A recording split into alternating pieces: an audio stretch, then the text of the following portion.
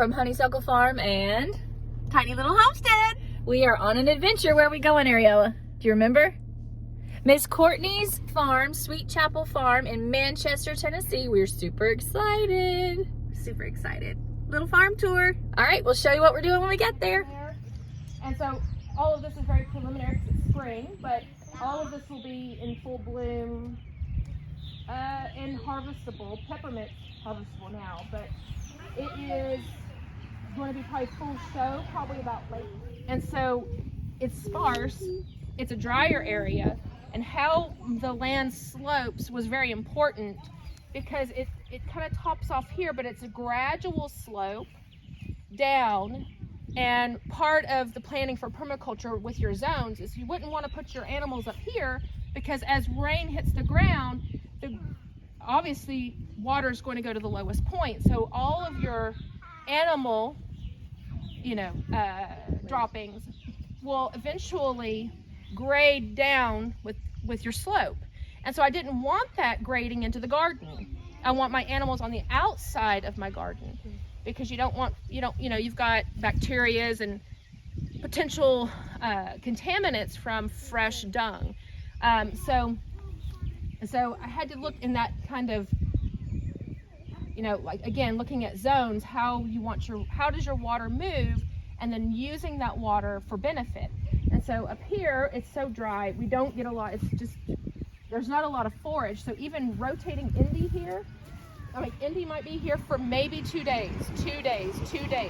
And then it gets gradually thicker, and then we can leave her for a little bit longer because there's more for her to eat, right? Like, I just imagine if this was my bowl of salad, well, I'm gonna get through it really fast. And if this is my bowl of salad, well, I'm gonna get through that really fast. And if I were a cow. And so we rotate her fast through here, and that's a good thing because then she's dropping a little bit of poop. And I do run chickens up here after them so that they're scratching and separating it, which is a natural manure to the ground. And then gradually out here, we go a little bit slower. So it might be 4 days, maybe 5 days, something along those lines. You're just watching and observing when they've gotten it down to the ground enough. And then we rotate her to the next fresh outings. Like, keep it nice and warm, keep it really cozy, keep those layers, and get cardboard so there's not a whole lot of, and then the sun comes in on it and it helps kind of generate more heat. I would need to add more, and then I would need to kind of close it off a little bit more in order to do what he's doing. His will be a little bit faster, so mine, because there's a lot more airflow all around it, I think it's going to keep it cooler, so therefore it's going to be a slower process. And so I just opened it up. So at this point, with the grass clippings from yesterday, we mowed. I have a yard sweeper. I yard sweep it all up. I dump it on top. Now I go, okay, what brown substance am I going to put on top? So I might go out to the barn where all the goats are sleeping, and I might rake up all of their goat pooped hay and put it on top, and then I'll close it up, being sure that's kind of moist. If it's a dry season, I'm going to hose it down, and then I'm going to close it until I'm ready to put some more on top. And so this is just one way of composting. Might be a little slower, you just kind of watch it. There are many teachers on compost. If you want it done in 30 days, if you want it in 2 months, this is what you're going to do. Step 1, you're going to make your layers all in one day. Step 2, on day 28, you're going to flip it. 10 days later, you're going to flip it again. Like, they've got this down to a science, down to a system, and I'm more like, okay, this is where we're at, so this is what I'm going to do. So I'm a little bit slower. To where you can no longer truly tell. Distinguish. Yes. Gotcha. Then it has broken down. It's cooked. And when I go out there and I see the cow manure, like I've said, the cow compost, I no longer see the hay that I mixed into it. Okay. It has cooked enough. Does straw take longer to break down than hay? Dry oat straw, yes. Straw your hays, no, I don't think. No, I mean, I'm talking about straw. Like when you clean the stalls, you get hay, or not hay, but straw. The straw. I think the straw, to me, seems like it's a longer. Yeah. There's a fire ant hill right there. I see it. That's okay. I've got several of those. And I stepped right into that one. That's why I was like, ah! So I have like them all around my ankles. And I'm immune at this point. I feel like I'm Superwoman. In a sense. I'm like, come on, fire ant, give me some more. I can That's all you got.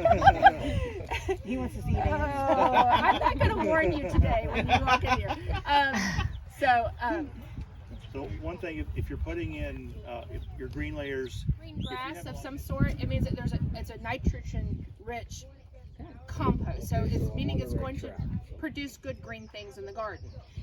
And so one thing is when you're creating compost, this is an amendment. This is not what you want to grow as a full soil. So this is a mix of soil, compost, and some chicken mud.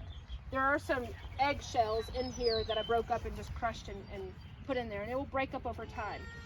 This is a brand new bed that we just put in this late winter, and this is all junk. This is all junk. But isn't it? This is burdock. I think this is burdock. So my goats love it, and so when I go to plant this is going to be our beans. You just went Then I'll all of this is good nitrogen. Anything that's green is going to have nitrogen. So I'll break it up and I'll turn it under into my soil, and that's just going to add more natural. It's a green mulch, and so the green mulch adds nitrogen back into your soil. You're going to put it in there, turning it over, and it will die and become part of your soil makeup.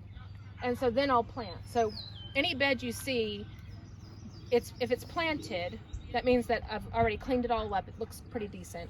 And so some of the beds that are abandoned means that I haven't gotten to them. I haven't planted. I don't need to clean up a bed until I need to get there and plant anything in it. So I laid all my soil. So this was a mix of compost, soil, some chicken muck.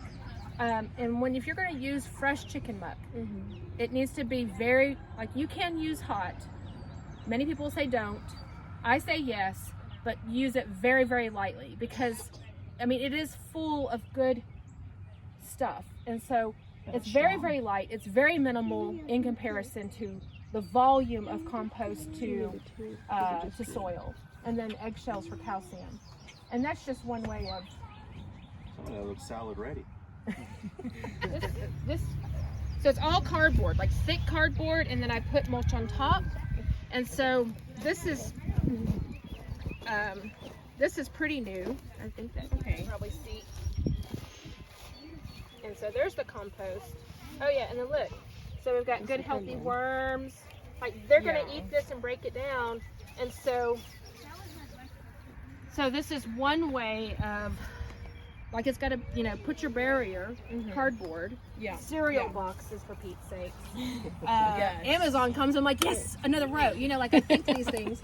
And I just get it nice and thick, and then I put my my wood chips on top. And then This is essentially what my whole garden looks like, this spot right here, and then I just pull back. Yes. I wait, it gets broken down, and then I find the soil and plant in that. Yes. And it works. I don't have time to water religiously as much as I would love to, so it helps because it holds so much water. Yes. But the grass still it becomes like that, and then it's kind of trickier to pull up because you're working around mulch. I don't know. I'm trying to figure out a different way. Well, okay. Yeah. I wondered if y'all when had- I'm laying in bed had any tonight and I thoughts. have some time, that's a good time for the problem. We're going to. Watch out, buddy. Watch out. Oh. Stomp We're your feet. so brave. But I've done this several times.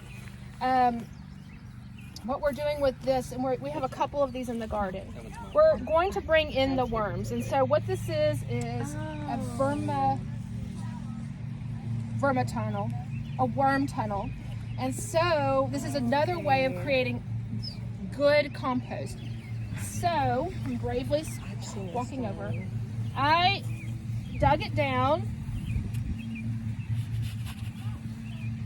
It's okay, we'll redo this. And we're gonna dig down as far as you want. You can go all the way if you want, or so forth. I went as far as the holes, and then I added cardboard. She's What are used you to talking about? Superwoman. They're all over your foot. Are they? Yes. Go away. Just like Oh, they're right right. there. They're farther than up here. So, and then I'm going to add, you know, rough grass. It could be vegetables in here. Add a little bit, top it with a little bit of dirt. Again, some of those layerings, right? Just like a compost, a lasagna concept. Brown, green, brown, green, brown, green. You know, you got a little bit of extra from making a fresh salad. You would pull out a little bit. You'd add your fresh vegetables in here. And the worms are going to come up and in through those holes. And you're going to create not only a great inhabitant for more worms, but you're going to also break up all that and create a compost. And so over time, when they've created it, you can pull your tunnel out. You can then mix up all your good compost into your soil, and then start all over if you want. Some people don't. They don't start it over at all. They just leave it, and it creates, and they might dig out some of the good stuff and then spread it up over on top. That's an old bed, like a collapsible type cot thing. twin or something. Yeah. Yeah, and so that's a brand new bed, which is heating up. I'll remove the plastic, and then I'll plant along the base, and then it'll just trellis up. This is grapevines. This is concord.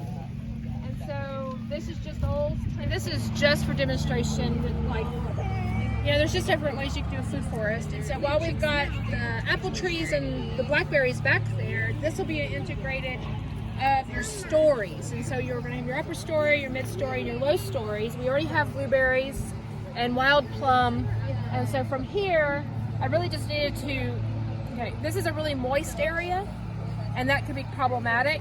And so we needed to build up in order for it to absorb the moisture before I could even really plant additionally. So I didn't lose anything to root rot or anything like that. And so everything you'll see while it's grass and burdock and chickweed and all the things, it will eventually be, everything you see of the eye will be edible of some sort. And so it'll be a mix of all the herbs integrated with your berries. I've got, like, it'll start off as strawberries, which is a good green ground crop, and then strawberries will permeate, and then we'll just move into other things. And so you'll have a mix of your herbs, fruits, and some nitrogen fixing trees. And so they may not be fully edible, but they do have a purpose. We have one milker. There's Mama. She's a milker, and so we use her milk right now. Her milk goes to either the pigs or the dogs. Sometimes I mix it into the chicken feed. I know, Bubby. I know, sweet Bubby. Those meat chickens underneath her. Yep, these are the meat chickens. This is just the first batch, which will be the harvest. What is that? June 10th. We're just now getting into the planting season of this, so this will be all pollinators on this berm. That should be a full system. I don't have to water. That'll feed the bees, kind of leave us alone up there, and hopefully it will leave the ducks alone. I assume they would. So The bees. this is very premature. Hopefully, if anybody comes back in for the tour in July, you'll see all of this, you know, in full bloom and kind of seeing how it works. But I don't feed that. That's fully off the gutter. I haven't watered this so far. And on a good rainy day, you can see it all. It's kind of cool. You know, it goes in, collects, slowly feeds into that. It worked so far. You know, it's all kind of figuring out. Another way that we have issues with water, it like pulls up on the barn. All right, I wanted to do a little bit of a wrap up for you guys from the tour that we were on today at Sweet Chapel Farm in Manchester with my friend Kourtney. It was amazing. Kitty and I had such a great time. And so did Ariella. She got to play with some friends and make some new friends, so that was sweet. I wanted to just say that everything she's doing on 1.99 acres with 0.8 acres that belong to a neighbor that's letting them put their cow on it, which is such a blessing. Let's see, I made some notes. We talked a lot about compost and hot and cold compost and layering, and oh my gosh, I was just blown away. She's reusing so many things. She's reusing old trampoline parts. And remember, I don't know if I had told, some of you will know, we had a storm here like a year ago, and the wind picked up the trampoline and spun it around in a circle and then zoomed it out into the woods. And so it was not a tornado, it was just really strong winds. That tornado is still, I mean, not tornado, that trampoline is still out in the woods. And so I was inspired to get that out of the woods and repurpose and reuse. She's using the black part that you bounce on as like a cover for her compost, which would be great. It would also probably be big enough to act as shade cloth for my greenhouse right now, which is currently getting up, it's getting over 100 degrees in the heat of the day. And so I'm managing that with water and fans, but it'd be really nice to be able to not have that problem. And so that's one thing. She's also utilizing a lot of wood chips. So it was just a really great lesson. She talked a lot about zoning your property, which I've heard of before. I was inspired to, there's a weird little cutout from our porch to our garage, and I'm gonna try and map the sun and see how much sun it gets. I'm not sure it gets enough sun to do everything I like to do, but I'm going to map the sun so that I can see how much sun it gets and what herbs I can plant in there. And I'm probably going to do some shade loving perennials and try and do some medicinal herbs and such in there and just see how it works, because it would make a great little raised bed spot. I'll just fill it all and put in some stones so that when I need to walk through there, I have somewhere to stand that I know I'm not standing on a plant for when I have to work in it. So that's kind of what I'm thinking. But it was such a really fun day. So it was an 1.5 hour drive for us, which, you know, Kitty and I used to talk about all kinds of different things. So that was great. They're also, one of the things they're doing, you guys, and this is just inspiring, is they're building they haven't started yet. They have plans to build a walk-in cooler for hanging meats for aging it. So that, you know, Chris and I have talked about that multiple times and how awesome that would be. So just very excited about that for them. And they're going to use it for the Homestead Alliance group that they've started there. You know, we have the Dixon group, the Coffee County group, and now we have the Hickman County group with Kitty and I. And so super exciting. Kitty and I are planning on doing a chat with you guys about building community. And if you want to do that, how you can go about doing it and getting started, it is super easier than what you anticipate. It can be done. We've done it. We have built an amazing community right here in our county. There's a Facebook group page for people. We have a monthly meeting. So we're doing some farm rotations, meaning we're going to be going out to different farms and helping each other get big projects done, which is huge because sometimes you just need an extra set of hands. And we have many hands, and many hands make light work. And so we're going to help each other, and we're going to get this stuff done. Nobody's coming to save us. We have to do this work ourselves. And so we can, and we are a mighty group together. And, you know, I don't like the word self-sufficient. We need to come up with another word. We're not self-sufficient. We are reliant upon God and upon each other to a certain degree. The key is we need to be reliant upon God, and we need to be reliant upon like-minded people who think the same way that we do and have the same goals and the same ideals and morals. And so that's huge. That is so huge. You know, some of the hardest times in my life I would not have gotten through, of course, without God. That goes without saying if any of you know me, but also without the people that have been put in my lives via my church or my homestead group now. And so I am just grateful, grateful, grateful. And it was a great day. And so you guys don't forget to like and subscribe and ring that bell so you get all the notifications. And there's Zinnia. Zinnia. Keep growing.